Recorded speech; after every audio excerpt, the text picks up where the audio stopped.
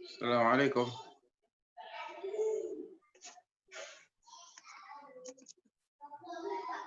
Assalamualaikum. Cek. Waalaikumsalam warahmatullahi wabarakatuh. Waalaikumsalam warahmatullahi wabarakatuh. Baik, fadhal, antum buka aja.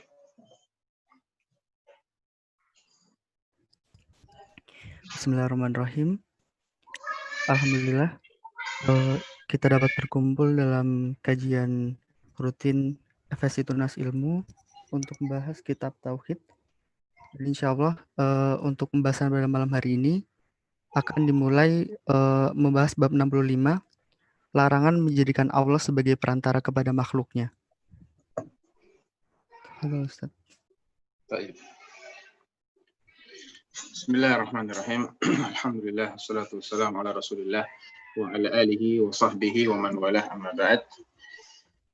Bab ke-65 ya. Seperti biasa dibacakan dulu baru nanti kita syarah. Fadhal. Bismillah wassalatu wassalamu ala Rasulillah. Qala mu'alif Syekh Muhammad At-Tamimi rahimahullah, bab 65. Tidak dibenarkan meminta Allah sebagai perantara kepada makhluknya. Diriwayatkan dari Jubair bin Mut'aim bahwa ada seorang badui datang kepada Nabi SAW seraya berkata, "Wahai Rasulullah, orang-orang kehabisan tenaga, anak istri kelaparan dan harta benda musnah. Maka mintalah siraman hujan untuk kami kepada Tuhanmu. Sungguh kami meminta Allah sebagai perantara kepadamu, dan kami memintamu sebagai perantara kepada Allah." Ketika itu bersabdalah Nabi SAW, yang artinya subhanallah, subhanallah. Beliau pun tetap bertasbih sampai tampak pada raut muka para sahabat perasaan takut karena kemarahan beliau. Kemudian beliau bersabda, celakalah dirimu. Tahukah kamu siapakah Allah itu? Sesungguhnya kedudukan Allah jauh lebih agung daripada yang demikian itu. Sesungguhnya tidak dibenarkan Allah diminta sebagai perantara kepada siapapun dari makhluknya, dan seterusnya. Hadis riwayat Abu Dawud. Baik. Barakallahu fikum. Jadi dalam bab ini al-muallif rahimahullah taala Syekh Muhammad bin Abdul Wahhab menjelaskan tentang salah satu bentuk atau tindakan yang bisa menodai kesempurnaan tauhid seseorang adalah ketika dia menjadikan Allah sebagai perantara untuk minta kepada makhluknya, ya. Karena perantara itu di mana-mana posisinya pasti di bawah pihak yang menjadi tujuan atau yang dituju yang dituju oleh si peminta. Di mana-mana yang namanya perantara itu tidak mungkin perantara kok posisinya lebih tinggi daripada yang dimintai, enggak. Harusnya perantara itu di bawahnya. Oleh karena itu Allah dijadikan sebagai perantara untuk minta kepada Nabi, berarti ini adalah bentuk merendahkan kedudukan Allah Subhanahu wa taala. Jadi mintanya kepada Allah secara langsung atau minta kepada manusia yang masih hidup agar minta kepada Allah. Bukan dibalik. Dan dalam hadis tersebut kan jelas sekali Nabi SAW bertasbih berulang kali, dan tasbihnya Nabi itu menunjukkan pengingkaran beliau, ya. Jadi tasbih itu kadang diucapkan dalam rangka mengingkari sesuatu, kadang dalam rangka mengagumi sesuatu, ya. Subhanaka ma khalaqta hadza batilan subhanaka. Itu dalam rangka takjub. Tapi dalam ayat yang lain subhanaka hadza buhtanun azim. Itu dalam rangka pengingkaran. Maha suci engkau, ini adalah kedustaan yang sangat besar. Subhanahu wa ta'ala amma yasifun. Maha suci Allah dan maha tinggi Allah dari apa yang mereka sifatkan. Ini juga bentuk pengingkaran. Allah mengingkari sifat-sifat negatif yang disematkan pada dirinya. Dan di sini Nabi SAW mengingkari ucapan mereka yang menjadikan Allah sebagai perantara dalam rangka meminta sesuatu kepada Nabi. Nah, adapun penggalan yang pertama, inna penggalan yang kedua, wa nastashfi'u bika 'ala Allah, itu betul. Kami menjadikanmu sebagai pengaju syafaat kepada Allah, itu boleh. Karena di sini Nabi yang dijadikan sebagai perantara. Adapun kalimat yang pertama, inna nastashfi'u billahi 'alaik, itu yang tidak boleh, yang batil. Nah, kandungan bab ini, satu, Rasulullah menolak dan tidak membenarkan orang yang mengatakan kami meminta Allah sebagai perantara kepadamu. Kedua, Rasulullah marah sekali tatkala mendengar ucapan ini dan bertasbih berkali-kali sehingga para sahabat merasa takut. Ketiga, Rasulullah tidak menolak ucapan orang Badui tersebut. Kami memintamu sebagai perantara kepada Allah. Keempat, tafsiran subhanallah yang artinya maha suci Allah dari segala hal yang tidak layak dengan keagungan dan kebesarannya. Yang kelima, bahwa kaum muslimin meminta perantara Rasulullah pada masa hidupnya untuk memohon kepada Allah siraman hujan. Disebutkan dalam catatan kakinya ya tentang derajat hadis ini. Hadis ini diriwayatkan oleh Imam dari jalurnya Ibnu Ishaq. Ibnu Ishaq itu yang terkenal dengan kitab sirahnya, dan Ibnu Ishaq meriwayatkan hadis ini secara anak-anak, artinya beliau mengatakan an fulan, tidak terus terang apakah beliau mendengar langsung ataukah ada perantara. Ini salah satu illah, salah satu cacat hadis ini. Cacat yang kedua adalah ada perawi yang namanya Jubair bin Muhammad, dan perawi ini majhulul hal, tidak diketahui kualitas hafalannya seperti apa. Jadi secara sanad hadis ini dhaif, namun secara makna tidak ada masalah. Secara makna ya, tidak ada masalah karena memang kita punya banyak dalil yang menunjukkan tidak bolehnya seseorang menempatkan Allah pada posisi yang tidak layak. Ya. Wa ma qadarullah haqqa qadrihi. Allah mencela orang-orang Yahudi yang menempatkan Allah tidak pada tempatnya. Menganggap Allah itu lemah, menganggap Allah itu pelit, dan semisalnya itu adalah bentuk-bentuk menempatkan Allah tidak pada tempatnya. Dan termasuk di sini adalah menjadikan Allah sebagai wasilah. Ini tidak pada tempatnya. Al-Imam Az-Zahabi menukil bahwa hadis ini mengatakan hadis ini gharibun jiddan fardun. Ini isyarat bahwasanya beliau melemahkan. Wa Ibnu Ishaq hujjatun fil maghazi idza asnad wa lahu manakir wa ajaib fallahu a'lam. Aqala an-nabiy sallallahu alaihi wasallam hadza am la. Ibnu Ishaq itu hujjah dalam bab sirah Nabi. Ya, kalau beliau meriwayatkan dengan sanad yang jelas-jelas bersambung. Itu maksud ucapan Az-Zahabi. Tapi beliau punya beberapa hadis yang manakir wa ajaib. Artinya hadis-hadis yang redaksinya Ishaq itu aneh, tidak cukup kuat untuk bisa diterima manakala hanya diriwayatkan oleh Ibnu Ishaq. Ini yang dimaksud ajaib wa manakir. Maka Az-Zahabi mengatakan Allahu a'lam, apakah Nabi benar-benar mengucapkan hadis ini ataukah tidak. Jadi beliau meragukan validitas riwayat ini sebagai hadis Nabi. Tapi apa kata beliau? Wa amma Allahu azza wa jalla falaysa kamitslihi syai'un jalla jalaluhu wa taqaddasat asma'uhu wa la ilaha ghairuh.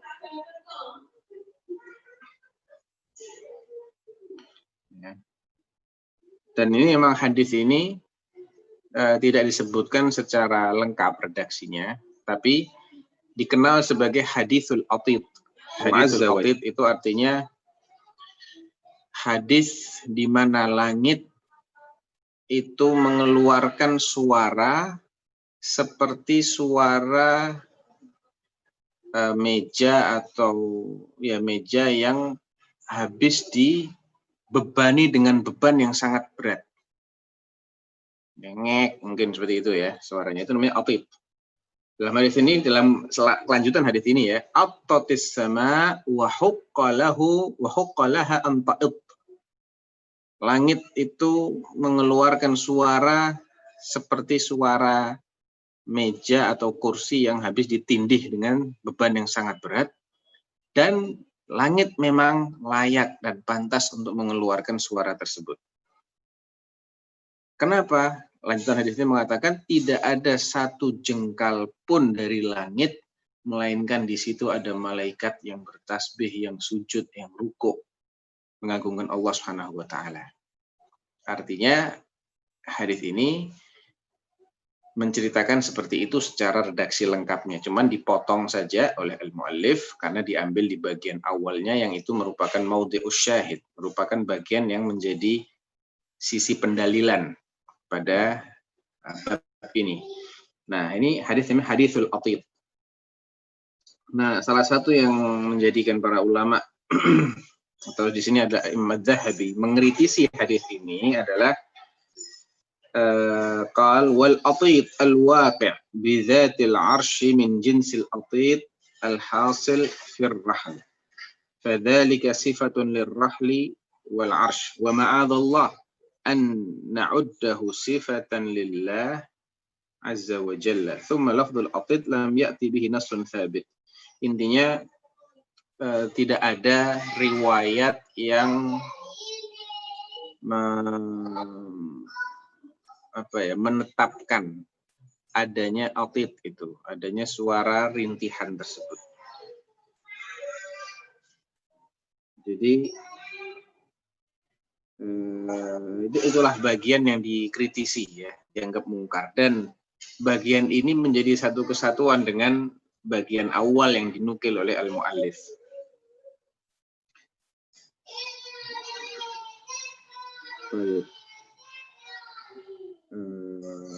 Intinya secara riwayat kita belum cukup kuat atau belum memiliki cukup hujjah untuk menganggap ini sebagai hadis yang valid. Tapi secara makna kita memiliki dalil-dalil lain yang bisa membenarkan makna dari hadis ini. Jadi dalam kandungan babnya Nabi SAW mengingkari orang yang mengucapkan kami menjadikan Allah sebagai perantara untuk minta kepadamu. Ini ucapan yang mungkar. Kemudian wajah beliau berubah warnanya, menunjukkan ketidaksukaan, dan itu sangat difahami oleh para sahabatnya. Sehingga begitu melihat adanya perubahan di wajah Rasulullah, wajah mereka pun ikut berubah. Ini menunjukkan sahabat itu faham kalau Rasulullah lagi marah, lagi tidak suka, itu langsung nampak pada raut mukanya Rasulullah SAW. Jadi Nabi SAW mengungkapkan ketidaksukaannya, pengingkarannya. Ini kalau hadisnya valid ya. Sekali lagi kalau hadisnya valid. Tapi kita juga punya dalil lain bahwasanya Nabi pernah mengungkapkan ketidaksukaan itu dengan cara raut muka yang berubah warnanya. Itu ma'ruf. Ya. Di sini beliau mengucapkan kata-kata pengingkaran dan menunjukkan dengan raut mukanya, dengan air mukanya. Yang ketiga, beliau tidak mengingkari semua ucapan, tapi yang beliau ingkari adalah yang menjadikan Allah sebagai perantara untuk minta kepada makhluknya. Adapun menjadikan makhluk sebagai perantara untuk minta kepada Allah dan dengan syarat-syaratnya tentunya ya, dia masih hidup, mendengar permintaan tersebut, itu nggak ada masalah. Di sini kan Nabi yang dimintai sebagai perantara, Nabi masih hidup, tidak ada masalah. Yang keempat, subhanallah. Ya. Maksudnya adalah maha suci Allah, maha bersih Allah dari apa yang kau sifatkan.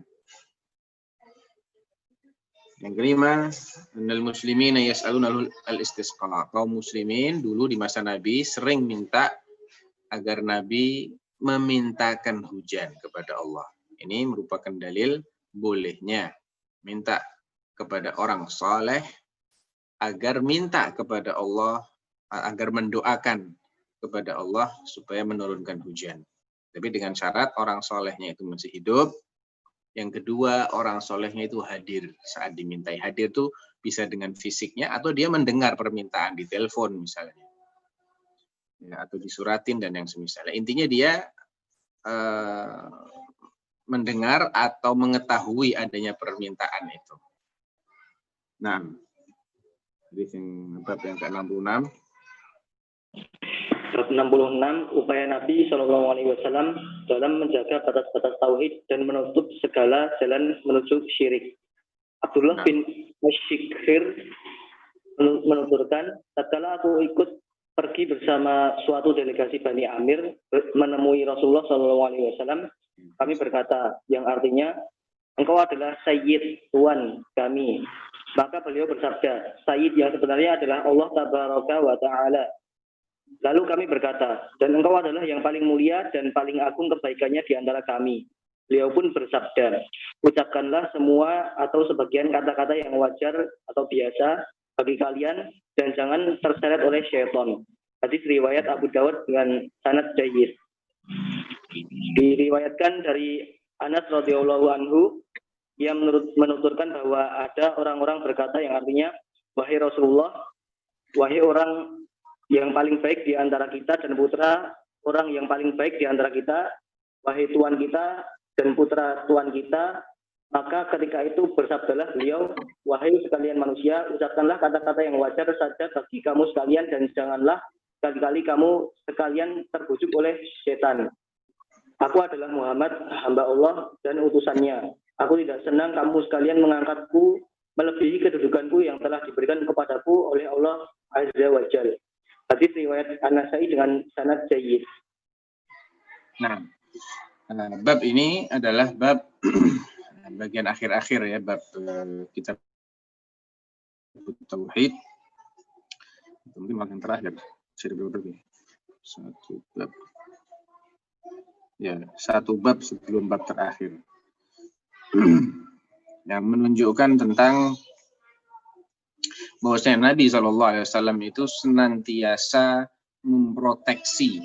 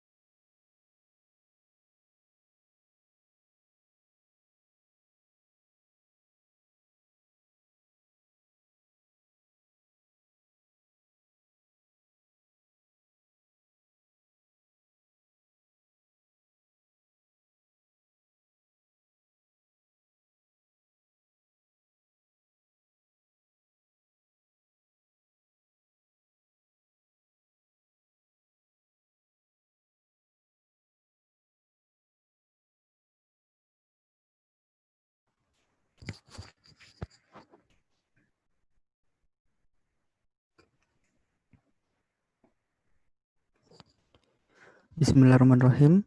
Diberitahukan kepada jamaah kajian kitab Tauhid. Insya Allah kajian akan dimulai kembali maksimal jam 19:15 waktu Indonesia Barat dan diisi dengan sesi tanya jawab. Tafadhol pada jamaah yang ingin bertanya dapat melalui fitur chat. Untuk fitur chat boleh dikirim secara privat kepada Ustadz Sufyan Hafizahullah atau dapat dikirim ke everyone atau melalui fitur raise hand dan bertanya secara langsung. Izin mengingatkan kembali untuk donasi kegiatan dakwah mahasiswa dapat melalui BNI Syariah dengan nomor rekening 0827 834970 atas nama Mutiara Hikmah Ilmu, dan dimohon kepada setiap donatur untuk memberikan konfirmasi kepada nomor 0853 2000 6171. Jazakumullah khairan.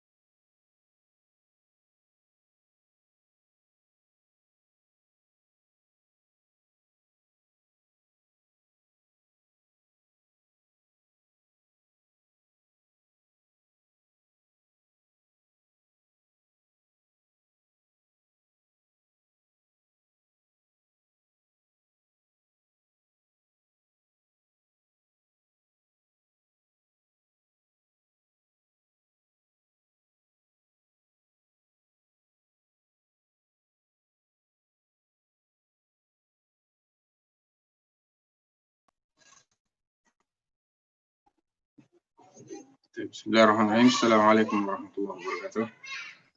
Waalaikumsalam warahmatullahi wabarakatuh. Langsung tanya jawab aja ya, diskusi langsung sesinya. Ustaz. Pertanyaan-pertanyaannya antum bacakan. Pertanyaan pertama, Bismillahirrahmanirrahim. Bagaimana cara mengetahui batas-batas tauhid dan menutup segala jalan menuju syirik di masa sekarang, di mana praktek kesyirikan sudah jadi hal biasa, budaya bahkan perlu dilestarikan? Tafadhol Ustaz. Ya, ini harus caranya ya satu-satunya dengan belajar tauhid terus. Ya, karena tauhid kita ini perlu kita update. Sebagaimana kemusyrikan itu bentuk-bentuknya juga selalu update, maka kejelian kita, kedalaman kajian kita tentang tauhid juga perlu terus kita update. Selain kita tahu kaidah-kaidahnya, dan kaidah-kaidahnya ada dalam kitab tauhid, ya, itu sudah cukup bagus, bahkan bisa dikategorikan kitab terbagus, kitab terbaik yang membahas tentang tauhid uluhiyah secara detail. Ya. Kalau ingin lebih jauh lagi, kita perbanyak membaca syarah dari kitab tauhid ini, di samping kita baca karya-karya Syekh Muhammad bin Abdul Wahab yang lain. seperti kitab tentang Masailul Jahiliyah, ya, Syarah Masailul Jahiliyah, yang merupakan bentuk-bentuk aplikasi dari dakwah Rasulullah SAW dalam rangka memberesi atau membenahi akidah jahiliyah. Karena akidah jahiliyah itu banyak sekali aplikasinya dalam kehidupan sehari-hari dan senantiasa bermodifikasi mengikuti tempat dan waktu. Tapi kalau kita tahu kaidahnya, maka kita akan bisa mewaspadai bentuk-bentuk hasil modifikasinya.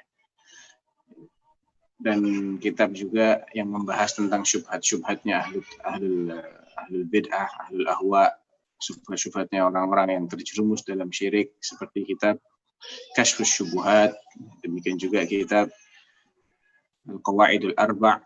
Itu semua akan melengkapi pengetahuan dasar kita tentang hakikat tauhid, tentang bab-bab yang menyempurnakan tauhid atau apa yang bisa menodai tauhid.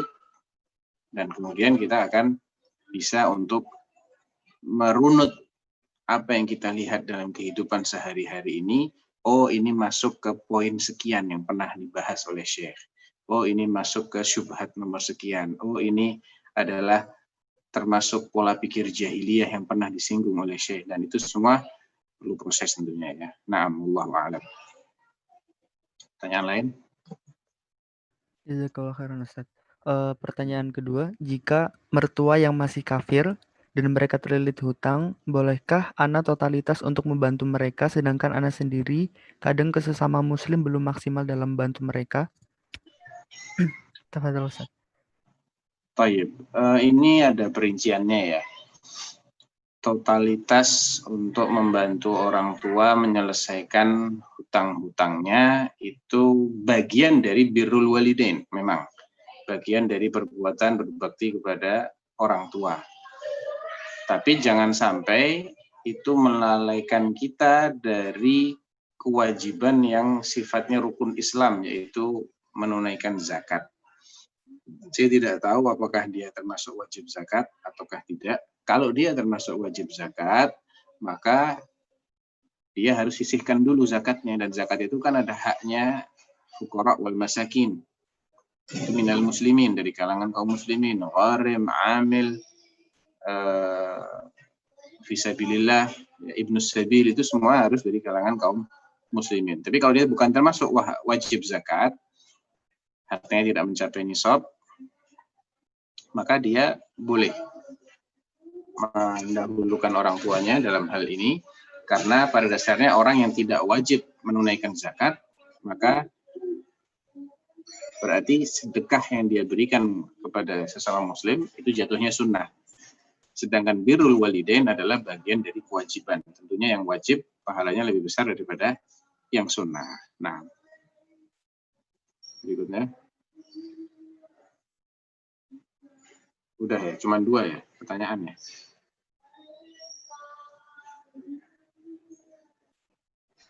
Bentar Ustaz, tadi ada yang raise hand.